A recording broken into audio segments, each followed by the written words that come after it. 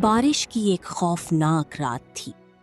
آسمان پر بجلیاں چمک رہی تھیں اور محل کی اونچی کھڑکی میں کھڑا بادشاہ خاموشی سے رو رہا تھا، کیونکہ پوری سلطنت کا مالک ہونے کے باوجود اس کے پاس ایک چیز نہیں تھی: اولاد۔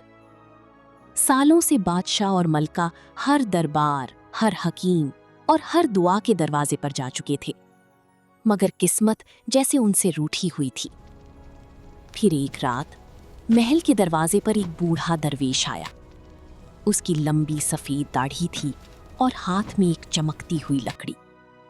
اس نے بادشاہ سے کہا، تمہاری تمنا پوری ہو جائے گی اگر تم دنیا کے آخری جنگل میں ایک نایاب پھول کھلتا ہے جس کا نام ہے نورالس، اسے لے آؤ۔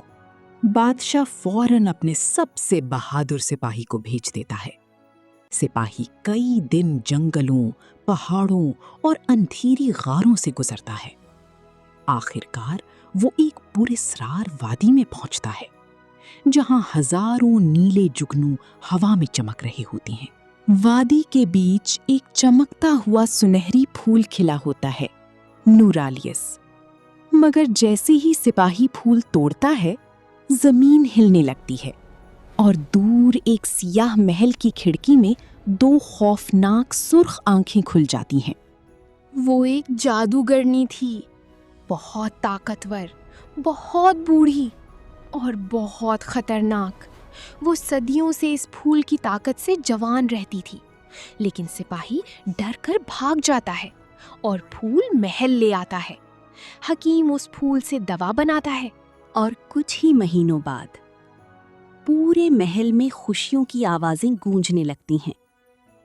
ملکہ ایک بے حد خوبصورت بیٹی کو جنم دیتی ہے۔ اس کی آنکھیں چاند جیسی روشن تھیں اور اس کے بالوں سے ہلکی سنہری چمک نکلتی تھی۔ بادشاہ خوشی سے رو پڑا اور اس شہزادی کا نام رکھا گیا نورالیہ، پھول کی روشنی۔ وقت گزرتا گیا۔ نورالیہ جتنی بڑی ہوتی گئی اتنی ہی خوبصورت بنتی گئی۔ اس کی سالگرہ پر پورے محل کو ہزاروں چراغوں سے سجایا گیا۔ دور دور سے لوگ صرف ایک جھلک دیکھنے آتے تھے۔ لیکن ایک رات محل کی کھڑکی خود بخود کھل گئی اور ٹھنڈی ہوا کے ساتھ ایک سیاہ سایہ اندر داخل ہوا۔ وہی جادوگرنی تھی۔ اب وہ بہت بوڑھی ہو چکی تھی۔ اس کے ہاتھ کانپ رہے تھے اور چہرہ جھریوں سے بھرا ہوا تھا۔ وہ خاموشی سے شہزادی کے قریب گئی۔ نورالیہ گہری نیند میں سو رہی تھی۔ جادوگرنی نے جیسے ہی اس کے بالوں پر ہاتھ پھیرا، اچانک اس کے چہرے کی جھریاں غائب ہونے لگیں۔ اس کی آنکھوں میں روشنی واپس آ گئی۔ وہ حیران رہ گئی۔ یہ لڑکی اس پھول سے بھی زیادہ طاقتور ہے۔ تبھی اس کے دل میں لالچ جاگ اٹھا۔ اسی رات وہ شہزادی کو چرا کر اپنے سیاہ محل میں لے گئی۔ صبح جب بادشاہ اور ملکہ نے بیٹی کو غائب دیکھا تو پورا محل ماتم میں ڈوب گیا۔ سال گزرتے گئے۔ ادھر جادوگرنی نورالیہ کی طاقت استعمال کر کے ہمیشہ جوان رہتی، لیکن عجیب بات یہ تھی، نورالیہ کے دل میں نفرت نہیں تھی۔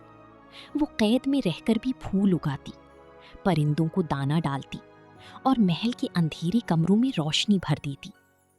آہستہ آہستہ جادوگرنی کے دل میں بھی نرمی آنے لگی، کیونکہ پہلی بار کسی نے اس سے ڈرنے کے بجائے اس سے محبت کی تھی۔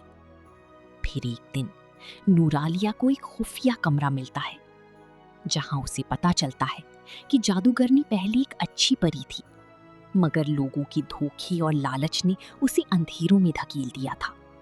اسی لیے اس نے ہمیشہ کے لیے جوان رہنے کی قسم کھا لی تھی۔ نورالیہ اس کے پاس گئی اور پہلی بار اسے امی کہہ کر بلایا۔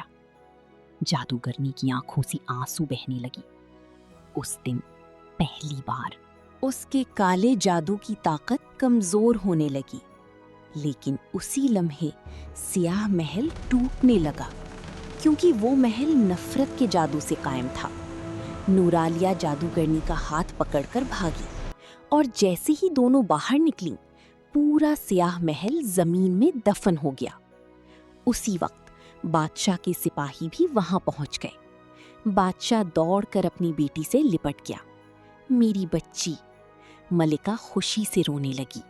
سب کو لگا بادشاہ جادوگرنی کو سزا دے گا، مگر نورعالیہ آگے بڑھی اور بولی، نہیں، ہر برائی کے پیچھے کوئی نہ کوئی دکھ چھپا ہوتا ہے۔ بادشاہ خاموش ہو گیا، پھر اس نے جادوگرنی کو معاف کر دیا، اور حیرت کی بات، جادوگرنی آہستہ آہستہ ایک خوبصورت پری میں بدلنے لگی، کیونکہ صدیوں بعد اسے کسی نے نفرت نہیں، محبت دی تھی۔ اس کے بعد نورعالیہ پوری سلطنت کی سب سے پیاری شہزادی بنی، اور لوگ دور دور سے صرف یہ سننے آتے تھے، وہ شہزادی جس نے محبت سے ایک جادوگرنی کا دل بدل دیا۔